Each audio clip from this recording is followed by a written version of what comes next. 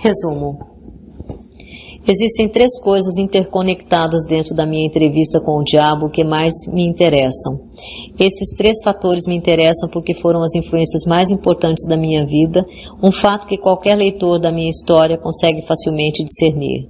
Os 3 fatores mais importantes são o hábito de alienar-se, a lei do ritmo hipnótico, através da qual todos os hábitos acabam se tornando permanentes, e o elemento tempo. Esse trio de forças invariavelmente está presente no destino de todos os homens de forma inviolável. Essas 3 forças acabam tendo um novo e mais importante significado quando são estudadas e combinadas como uma força grupal. Não precisa ter muita imaginação e nem muito conhecimento sobre as leis naturais para entender que a maior parte das dificuldades nas quais as pessoas se encontram são suas próprias criações. Além disso, as dificuldades raramente são o resultado de circunstâncias imediatas. Elas geralmente são o ápice de uma série de circunstâncias, as quais foram consolidadas através do hábito da alienação com a colaboração do tempo. Samuel Insull não perdeu o seu império industrial de 4 bilhões de dólares como resultado da crise econômica. Ele começou a perder muito antes da crise, quando ele tornou-se vítima de um grupo de mulheres que o seduziram, tornando seus talentos de grande utilidade pública em uma grande ópera. Se em algum momento um homem na mais alta posição do mundo financeiro despencou devido ao poder da alienação, do ritmo hipnótico e do tempo, esse homem foi Samuel Insull. Eu estou escrevendo sobre o Sr. Insull baseado em um conhecimento profundo sobre a sua pessoa e as causas dos seus problemas, os quais datam desde o tempo em que eu servi com ele durante a Primeira Guerra Mundial, até o momento da sua tentativa doentia de fugir de si mesmo. Henry Ford passou da mesma crise que arruinou o Sr. Insull, mas Ford passou pela crise sem um arranhão e acabou no topo. Você quer saber a razão? Eu lhe contarei. Ford tem o hábito de não alienar-se em nenhum assunto. O tempo é um poderoso amigo de Ford, porque ele formou o hábito de usá-lo de forma construtiva e positiva com a ajuda de pensamentos de sua própria criação, cercado por planos próprios. Pegue qualquer circunstância que você deseje, meça com referência ao seu relacionamento com o hábito da alienação, do ritmo hipnótico e do tempo, e você certamente terá as causas mais apuradas de todo o fracasso ou de todo o sucesso. Franklin Roosevelt assumiu seu gabinete com um estrondo durante o seu primeiro mandato. Mas ele tinha um propósito principal em mente, e esse propósito era bem definido. Seu objetivo era parar o estampido do medo e fazer com que as pessoas começassem a pensar e falar em termos de prosperidade nos negócios em vez de crise. Ao trabalhar na busca de seu propósito não havia alienação. As forças de toda a nação estavam consolidadas e moviam-se como uma só, ajudando o presidente a alcançar o seu propósito definido. Pela primeira vez na história da América, os jornais de todas as inclinações políticas, as igrejas de todas as denominações, as pessoas de todas as raças e cores e as organizações políticas de todos os partidos uniram-se formando uma força estupenda com o único objetivo de ajudar o presidente a restaurar a fé e as relações comerciais no país. Em uma conferência realizada entre o presidente e um grupo de conselheiros de emergências, poucos dias após ele assumir a presidência, eu perguntei a ele qual era o seu maior problema. Ele respondeu: não é uma questão de maior ou menor, nós temos apenas um problema, e este problema é parar o medo e suplantá-lo com a fé. Antes do final do seu primeiro ano, o presidente havia vencido o medo e o suplantado pela fé. E a nação estava vagarosamente, mas no caminho certo para sair de uma vez por todas da selva da crise. No final do seu primeiro mandato, marque bem o elemento tempo. O presidente havia consolidado de forma tão efetiva as forças dos negócios americanos e da vida privada que ele tinha uma nação inteira o apoiando, pronta, desejosa e entusiasticamente apta a segui-lo, não importando o caminho que ele seguisse. Estes são fatos bem conhecidos para todo mundo, que tenha lido os jornais ou escutado o rádio. Então, veio outra eleição presidencial e a oportunidade para as pessoas expressarem sua fé no seu líder.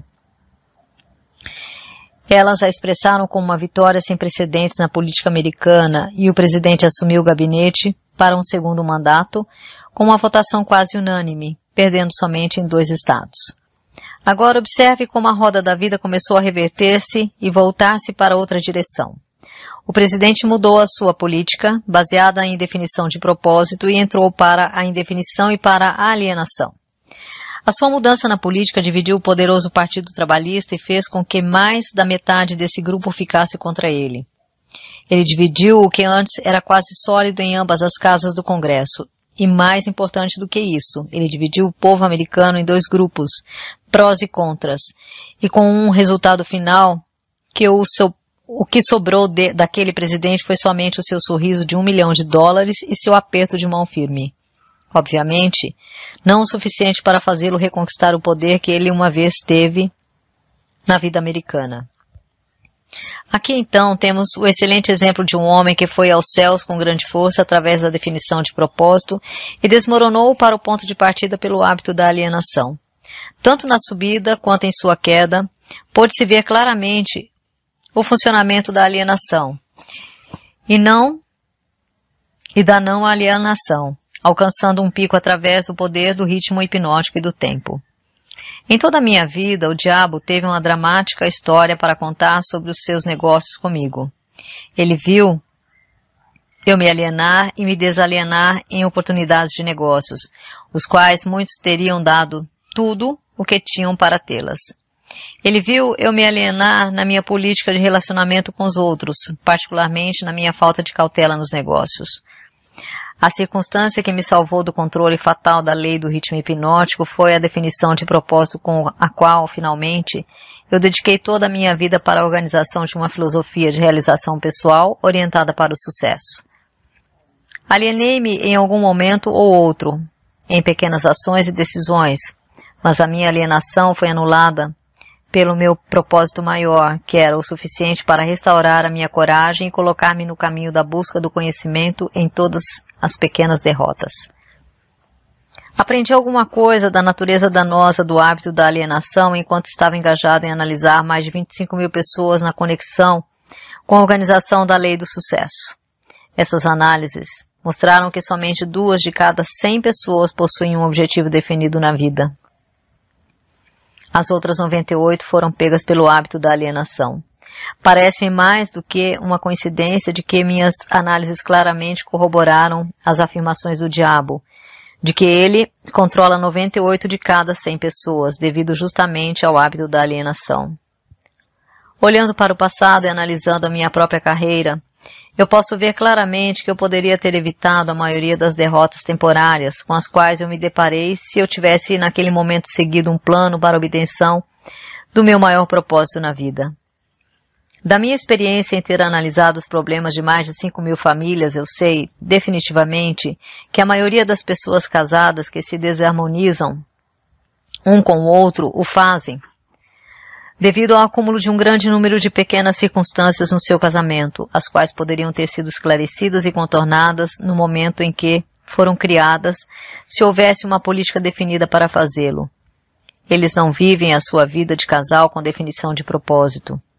Assim a história é feita desde o princípio dos tempos. O homem que possui o plano mais definido com propósito e força caminha para a vitória. Os outros correm para conseguir abrigo e acabam sob a liderança daqueles que são mais determinados. A resposta não é difícil de encontrar. Não há necessidade de olhar para o céu para encontrá-la. Da minha parte, eu preferiria procurar a resposta no diabo, porque ele me contaria rapidamente que a vitória vai para as pessoas que sabem o que querem e que estão determinadas a consegui-la. Elas dominaram o hábito da alienação. Elas possuem políticas definidas, planos definidos e objetivos definidos. A sua oposição, que muitas vezes está em número maior, não tem chance alguma contra elas, porque a oposição não possui um plano, nenhum propósito e também não possui uma política, exceto a de alienar-se, esperando que alguma coisa possa vir de algum lugar para ajudá-las. Naquelas 3 breves frases, você possui todas as informações necessárias para distinguir com clareza a diferença entre o sucesso e o fracasso, a força e a falta dela. Chegamos agora perto do fim de nossa visita através deste livro. Se fôssemos tentar colocar em apenas uma frase a coisa mais importante que eu tentei expressar através desse livro seria algo do tipo: os desejos dominantes podem ser cristalizados nos seus equivalentes físicos através da definição de propósito, amparada por planos definidos, com a cooperação da lei natural do ritmo hipnótico e do tempo. Aí você tem a fase positiva da filosofia de realização pessoal que eu tentei descrever através deste livro, com o máximo de brevidade e simplicidade. Se você expandir a filosofia com o propósito de adaptá-la às circunstâncias da vida, você verá que ela é tão grande quanto a vida em si mesma, que ela cobre todos os relacionamentos humanos, todos os pensamentos humanos, objetivos e também desejos. Então aqui estamos no final da mais estranha de todas as milhares de entrevistas que eu fiz com as maiores personalidades por um período de mais de 50 anos de trabalho na minha procura pelas verdades da vida que levam à felicidade e à segurança econômica. É estranho, no entanto, que após ter tido a cooperação ativa de homens como Carnegie, Edison e Ford, eu tenha sido compelido finalmente a ir até o diabo para encontrar um conhecimento prático do maior de todos os princípios revelados na minha procura pela verdade. Como é estranho que eu tenha sido forçado a experimentar a pobreza, o fracasso e a adversidade em centenas de formas antes de ter tido o privilégio de entender e utilizar a lei da natureza, que neutraliza essas armas e as elimina de nosso caminho. Mas o mais estranho de toda essa dramática experiência que a vida me proporcionou é a simplicidade da lei pela qual, se eu a tivesse entendido, poderia ter transmutado meus desejos de forma substancial sem ter que me submeter tantos anos a períodos de miséria e dureza. Eu enxergo agora, no final da minha entrevista com o diabo, que eu estava carregando em meus próprios bolsos os fósforos com os quais o fogo da adversidade estava me queimando. E eu vejo também que a água com a qual esse fogo poderia ter sido extinguido estava em grande abundância, sempre disponível, esperando pelo meu comando. Eu procurei pela pedra filosofal, com a qual o fracasso pode ser convertido em sucesso somente para aprender que tanto o sucesso quanto o fracasso são resultados das forças evolucionárias do nosso dia a dia, através do qual os pensamentos dominantes são costurados ponto a ponto e transformados nas coisas que queremos, ou nas coisas que não queremos, de acordo com a natureza desses pensamentos. Infelizmente, eu não entendi essa verdade no momento em que alcancei a idade da razão, porque, se a tivesse entendido, teria sido capaz de desviar dos obstáculos que fui forçado a pular enquanto caminhava no vale da sombra da vida. A história da minha entrevista com o diabo agora está em suas mãos. Os benefícios que você receberá dela serão da exata proporção do pensamento que ela inspira em você. Para beneficiar-se da leitura desta entrevista, você precisa concordar em cada porção dela. Você somente tem que pensar e chegar às suas próprias conclusões em relação a cada parte dessa entrevista. O quão razoável ela é. Você é o juiz, o jurado e o advogado tanto da defesa quanto da acusação. Se você não vencer o seu caso, a perda e a causa da perda serão somente suas.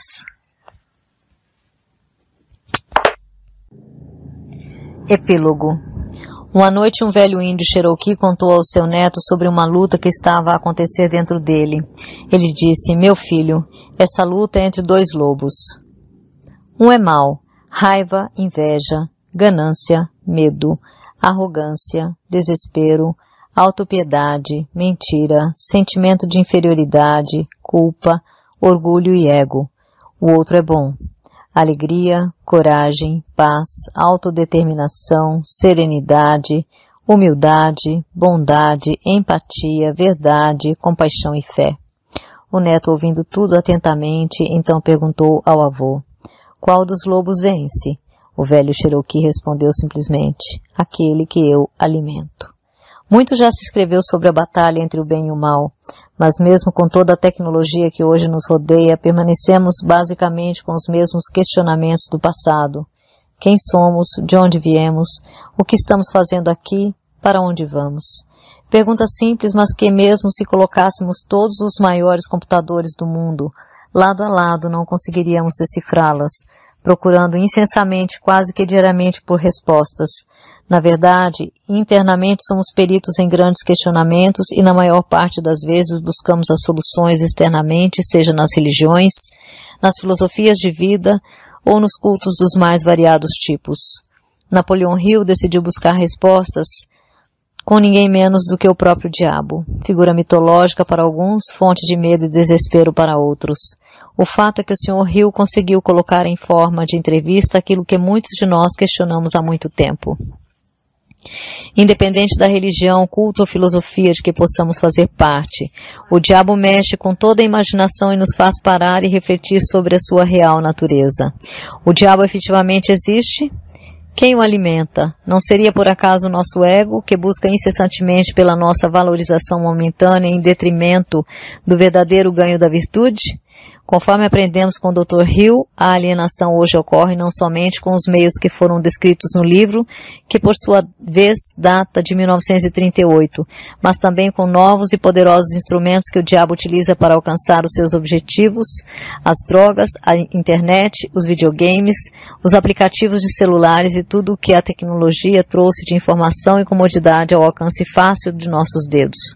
Outros sim, nunca estivemos tão afastados de nós mesmos, digerindo nossa mais nova ingestão tecnológica.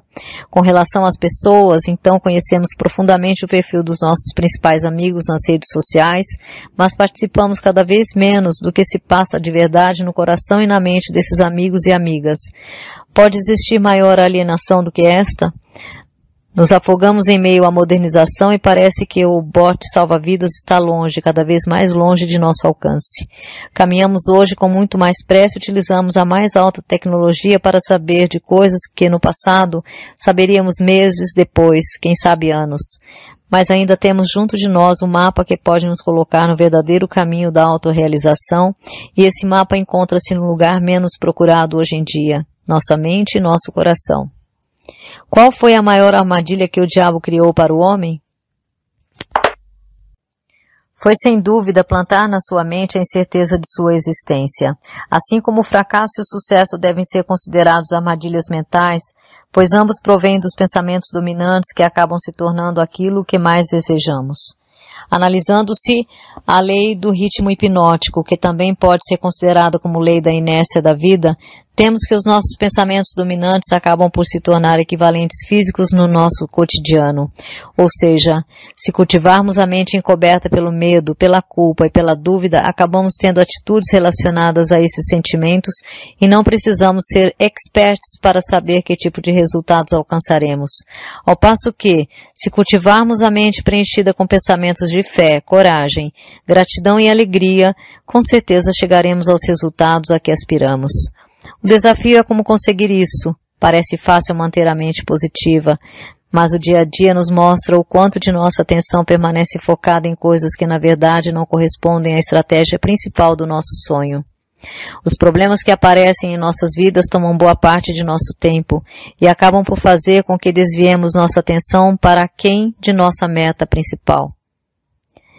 Aprendemos que devemos planejar e, quando estiver tudo planejado, devemos planejar mais ainda. Entretanto, isso nos leva à concretização de nossas metas? Ou seria mais inteligente estabelecermos um objetivo principal e aproveitarmos todas as oportunidades que aparecem em nosso caminho? Já dizia Zoroastro, conhece-te a ti mesmo e conhecerás a Deus e a todo o universo. O verdadeiro sentido da vida que vem sendo buscado pelos maçons, Rosacrucis, Illuminati e demais ordens e religiões de todo o universo, certamente não está impresso em nenhum livro, mas aqueles que tiverem a coragem de vencer os seus medos e se arriscarem na aventura da busca pessoal, provavelmente encontrarão a verdade, e ela por certo estará mais perto do que jamais imaginaram. Seja qual for o mapa utilizado para encontrar o caminho, a Bíblia, a Torá, o Alcorão, os Vedas, ou todos os demais livros sagrados das religiões, não podemos esquecer nunca que eles são somente o mapa e não o território, e que a mensagem é muito mais importante que o fato histórico. A mensagem contém em si mesma a sua própria verdade. Entretanto, ela somente passa a ter real existência se for praticada e se servir para fazer com que todos os homens e mulheres deste mundo possam viver o pleno sucesso. que, por sua vez, não se trata de acumulação de riquezas materiais, mas sim do tributo à alegria, à simplicidade e à tão desejada paz de espírito. Este livro foi um presente deixado pelo Dr. Napoleon Hill ao mundo. Ficou 73 anos escondido por motivos não tão bem esclarecidos, mas o fato é que a mensagem é viva e cabe a cada um de nós interpretar baseado em nossas próprias experiências de vida. Quando perguntaram a Napoleon Hill se a entrevista havia sido efetivamente feita com a presença do diabo, ele respondeu: após a leitura do livro, cabe a cada um tirar as suas próprias conclusões. Mais ouro já foi extraído dos pensamentos dos homens e mulheres deste mundo do que em todas as minas existentes em todos os tempos no planeta Terra. Faça a sua parte, faça deste livro seu livro de cabeceira e dê um exemplar de presente àquela pessoa que você mais estima. Que assim seja, sinceramente e fraternalmente. M. Conte Jr.